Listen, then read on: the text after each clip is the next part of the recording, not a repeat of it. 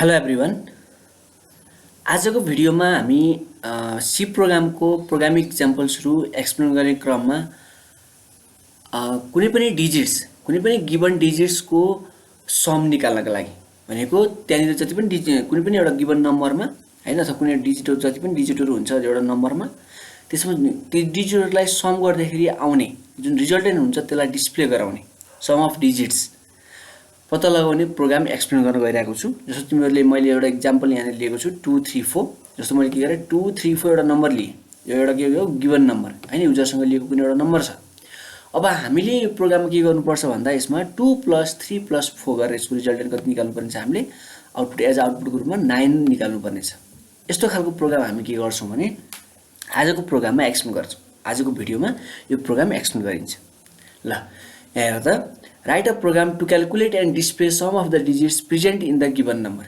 दिएको नम्बरमा जति पनि तिमीहरुको डिजिट्सहरु छ त्यसलाई सम गर्ने र त्यसलाई के गर्ने डिस्प्ले गर्ने है।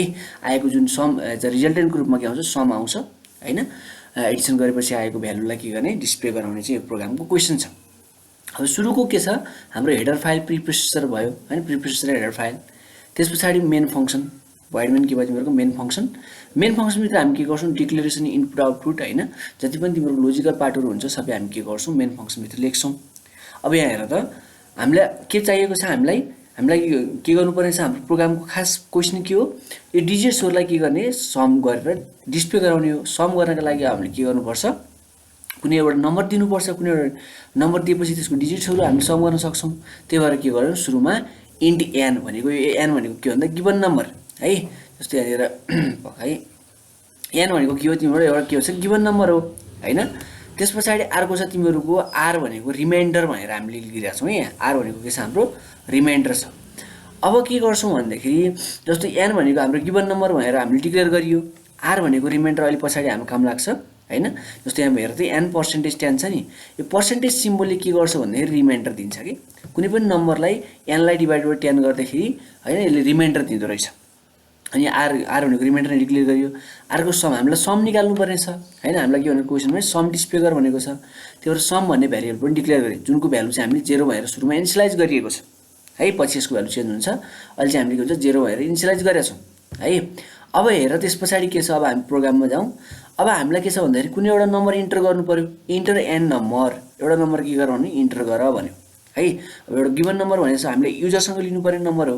अब के गरियो 2 3 4 हामीले के गरे इनपुट लिनु पर्ने छ। त्यसको लागि हामी के गर्छौं स्क्यानएफ %d m%n यो m%n ले आउट के हुन्छ 2 3 4 भ्यालु के गर्छ यसले लिन्छ n को भ्यालु के भयो 2 3 4।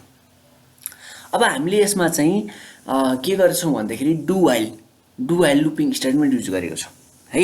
हामीले पहिला पनि डु व्हाइलको बारेमा पढेको छौं हैन। अब फर लुपको बारेमा पनि पढियो व्हाइल लुपको पनि बारेमा पढियो हैन। अब यसमा चाहिँ के छ भन्दाखेरि डु व्हाइल लुप हामीले युज गर्दै छौं।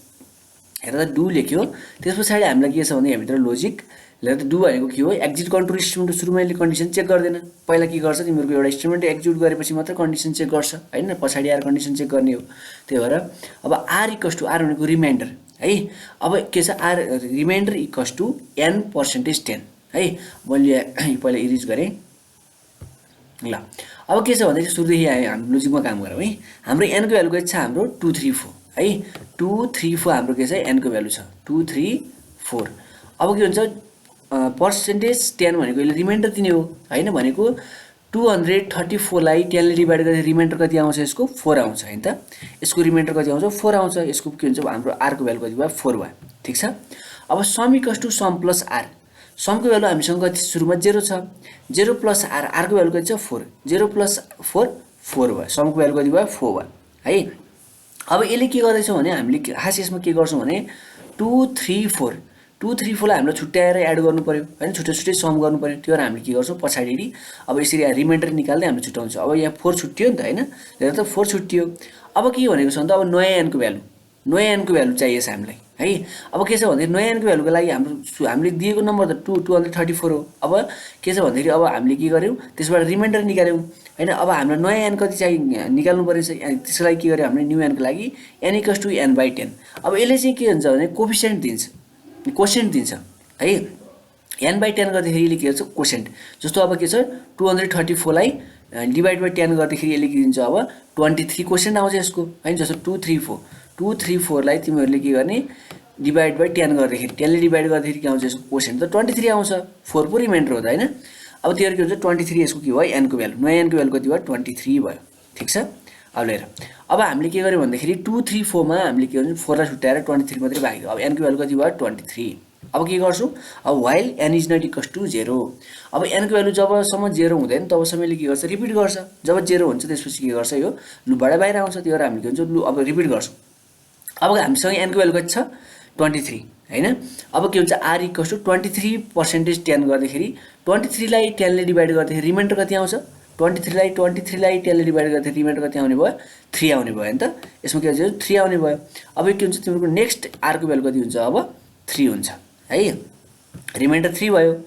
अब के छ भन्दाखेरि sum equals to sum plus r हामीसँग समको भ्यालु अहिले कति थियो 4 थियो 4 प्लस 3 नयाँ अब r को भ्यालु कति छ हाम्रो 3 छ समको भ्यालु 4 थियो हैन अब 3 प्लस 4 कति भयो 7 भयो है अब के हुन्छ हाम्रो नयाँ समको भ्यालु कति भयो 7 भयो अब फेरि अब हामीले के गर्यो भन्दाखेरि ल हेर त अघि 2 लिएर त 2 3 4 थियो 4 लाई हामीले अघि नै छुट्याइदिसक्यौं बाँकी रहेको 3 हैन अब 3 लाई छुट्याएर सम गरिदिरहेको छौं हेर त 3 + 4 7 आयो नि त हैन अब हामीलाई यो 2 मात्रै हामीले एड गर्न बाँकी छ हेर अब के गर्छौं भन्दाखेरि अब हामीलाई नयाँ n को भ्यालु चाहियो अघि 23 यो थियो नयाँ n को भ्यालु अब हामीले के गर्यौं भन्दाखेरि अब यसमा फेरि नयाँ n को लागि अब के गर्छौं 23 लाई 10 ले डिभाइड गर्छौं 23 लाई 10 ले डिभाइड गर्दाखेरि कति टाइम्स जान्छ 2 टाइम्स जान्छ भनेपछि के हुन्छ यसले त कोसेन्ट दिने हो हैन यसको हुन्छ अब नयाँ n को भ्यालु कति भयो 2 भयो हो है अब हेर त while n is not equals to 0 n को भ्यालु कति छ हामीसँग 2 छ 2 is not equals to 0 condition true भयो त्यसपछि फेरि माथि गएर के गर्छ रिपिट गर्छ हैन अब रिमाइन्डर निकाल्छ हेर अब 2 लाई 10 ले डिभाइड गरेर त 2 लाई 10 ले डिभाइड गर्दाखेरि के हुन्छ 0 टाइम्स हैन के हुन्छ तिमीहरुको 2 चाहिँ के हो रिमाइन्डर हो यसको के हुन्छ नयाँ रिमाइन्डर r को भ्यालु कति हो 2 भयो हैन अब sum equals to sum plus r sum को भ्यालु अघि हामीसँग कति थियो 7 थियो 7 प्लस r को भ्यालु कति छ 2 छ 7 प्लस 2 कति भयो 9 भयो है 9 भयो अब n को भ्यालु लिएर n equals to n by 10 अब हामीसँग n को भ्यालु कति थियो 2 थियो 2 लाई 10 ले डिभाइड गर्दाखेरि क्वेशन कति हुन्छ 0 हुन्छ भनेपछि n को भ्यालु कति भयो 0 भयो नयाँ n को भ्यालु कति भयो 0 न्यू n को भ्यालु 0 भयो अब while 0 is not equals to 0 लिएर त अब यो कन्डिसन के हो फेल खायो 0 equals to 0 हो नि त हैन तर हामीसँग के छ condition 0 n is not equals to 0 भने 0 is not equals to 0 condition के हो फेल खायो कन्डिसन फेल खाएपछि हुन्छ लुपबाट बाहिर आउँछ हैन अब के छ भन्दाखेरि हामीसँग n को भ्यालु 0 भयो समको भ्यालु 9 भयो रिमाइन्डरको भ्यालु r छ अब हामीलाई के गर्नुपर्छ हामीले समलाई डिस्प्ले गर्ने हो अब हामीले के भन्छ समको भ्यालु हामीसँग चाहिँ 9 छ अब यसलाई प्रिन्ट गर्नुपर्छ 9 ल्याएर त sum of the digits is भएर अथवा इक्वल्स टु भएर के गर्यो समको भेरिएबल यो जुन भ्यालु के छ 9 छ यसलाई के गर्छ यहाँ यो के हुन्छ डाटा टाइप के हो इन्टिजर हो त्यो पर्सेन्टेज डी गरियो हैन टाइप स्पेसिफायर यहाँ के हुन्छ 9 भएर के हुन्छ प्रिन्ट गर्छ अनि के गर्छ हेर त जस्तो आउटपुटमा इन्टर n नम्बर भन्यो 2 3 4 गरे हैन अब के हुन्छ सम अफ द डिजिट्स भनेर के गरे यसले 9 भनेर डिस्प्ले गरे यसरी चाहिँ तिमीहरुको तिम्रो सम अफ डिजिट्स निकाल्ने हैन तिमीहरुको जति पनि एउटा गिवन नम्बरमा हैन त्यो चाहिँ युजरसँग लिएको नम्बरको त्यहाँको डिजिट्सहरुलाई के गर्ने सम गर्ने इन्डिभिजुअल डिजिट्सलाई सम गरेर आएको जुन सम हुन्छ त्यसलाई डिस्प्ले गराउने हेर त 2 3 4 थियो 2 + 3 + 4 गर्थे 9 आयो यसले के गर्यो 9 भनेर के गर्यो आउटपुट दियो यसरी चाहिँ हामीले सम अफ डिजिट्स हैन तिमीहरुको इन द गिवन नम्बर वाला प्रोग्राम